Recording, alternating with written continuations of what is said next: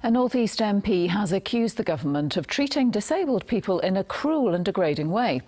North West Durham's Laura Pidcock says she's had hundreds of complaints about personal independence payments, a benefit for people with long-term health problems. It's paid to around 100,000 people here.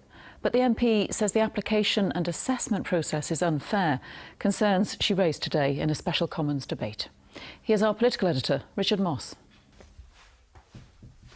It's one of Jane Crabtree's good days, but they're all too rare. She has lupus. Her immune system malfunctions, causing inflammation, infection and chronic fatigue. It's cost Jane her job as a nurse in Middlesbrough and her lifestyle. To get help, she applied for a personal independence payment, or PIP, only to be told she didn't qualify. To find myself housebound a lot of the time, unable to participate in social activities, it's really difficult to then, on top of that, and having to adjust to that change of lifestyle, to be told that you still don't qualify for any kind of sort of support from the government. Jane fought that decision, but it took appeals, 2 tribunals and 51 weeks of stress before she was awarded the lowest possible amount, £70 per week. If it wasn't for the support of my family and my friends, I don't know that I'd still be here.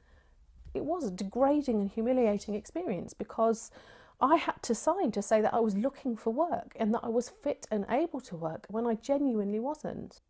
Jane is one of hundreds of PIP claimants who contacted the North West Durham MP Laura Pidcock when she secured a Commons debate about the benefit. The MP says 600 emails and 1,500 Facebook comments from claimants told similar stories. The government need to realise what a cruel and callous system they're putting people through, and people are falling further into depression, self-harm, having suicidal thoughts, becoming reliant on food banks. All of these things are harmful for our society. Ministers accept there's room for improvement, but say PIP is working for most.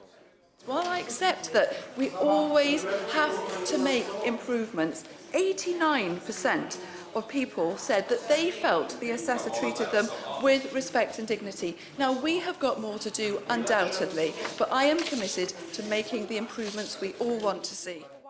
But the MP who called the debate was unconvinced. The government are in complete denial. I tell you what, I know I've been in Westminster a short amount of time, but I've never been so angry on behalf of all of the disabled people out there as I have been at that minister's response. She said nothing that will allay the fears of disabled people. And despite government reassurances, the campaign for change to disability benefits looks to be far from over.